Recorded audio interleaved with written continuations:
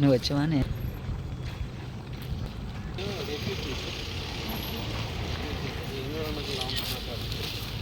ఇదంతా కూడా గవర్నమెంట్ బాబు ఇలా ఇలా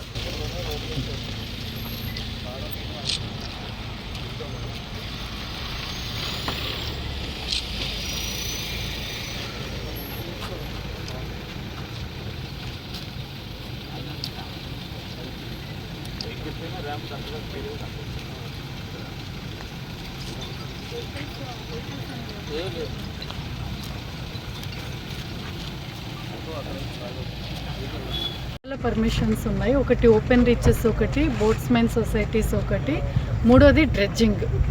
అయితే మనకి డ్రెడ్జింగ్ వెహికల్స్ కూడా రోజు పేపర్లో వస్తూ ఉన్నాయి. వీటికి ఏంటి అంటే ఆల్రెడీ ఇరిగేషన్ డిపార్ట్మెంట్ వాళ్ళు టెండర్స్ పిలిచి పర్మిషన్స్ ఇవ్వడం జరిగింది. 3 కిలోమీటర్స్ నుంచి 12 కిలోమీటర్స్ పాయింట్ వరకు ఇచ్చారు. అయితే వాళ్ళు ఎవరు కూడా 500 మీటర్స్ మనకి బ్రిడ్జ్ దగ్గర చేయకూడదు. అది మటుకు వాళ్ళకి స్ట్రిక్ట్గా చెప్పి ఉన్నాము. డైలీ మన ఇంజనీర్స్ కూడా వెళ్ళి ఇరిగేషన్ ఇంజనీర్స్ కూడా మానిటర్ చేస్తున్నారు అది చేయకుండా. సో ఈ 3 రకాల పర్మిషన్స్కి సంబంధించి శాండ్ ఎక్స్కవేషన్ అనేది మన జిల్లాలో జరుగుతూ ఉంటుంది. అయితే ఓపెన్ రీచెస్లో ఎక్కడ కూడా వెహికల్స్ వాడకూడదు అనేది మన ఉద్దేశం. కాబట్టి దానికి సంబంధించి నిన్న కూడా టీపర్లో మనకి వెహికల్స్ ఉంటే అవి సీజ్ చేయడం జరిగింది, ప్రొక్లైనర్స్ అవి. అదేవిధంగా బోట్స్మెన్ వాళ్ళు కూడా డ్రెడ్జింగ్ చేయకూడదు. కాకపోతే డ్రెడ్జింగ్కి పర్మిషన్ ఇచ్చిన వాళ్ళు మటుకు డ్రెడ్జింగ్ చేయొచ్చు.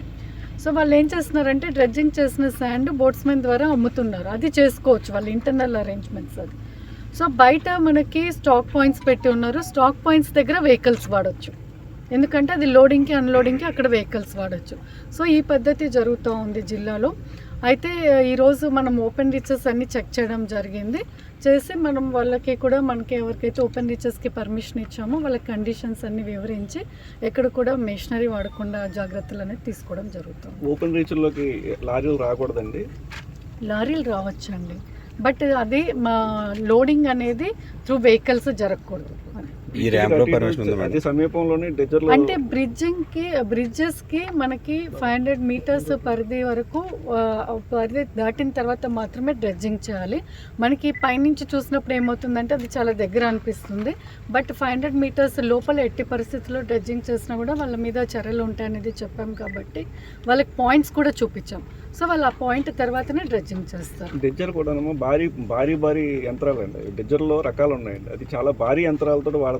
మన ఏ రకమైన అంటే వారికి టెండర్లో ఆల్రెడీ ఇరిగేషన్ వాళ్ళకి చెప్పాము. టెండర్లో ఏదైతే మనము డ్రెడ్జింగ్ మెషినరీ వాడచ్చు అని చెప్పారో అదే వాడాలి అనేది. దానికి మనము కమిటీ వేసాము.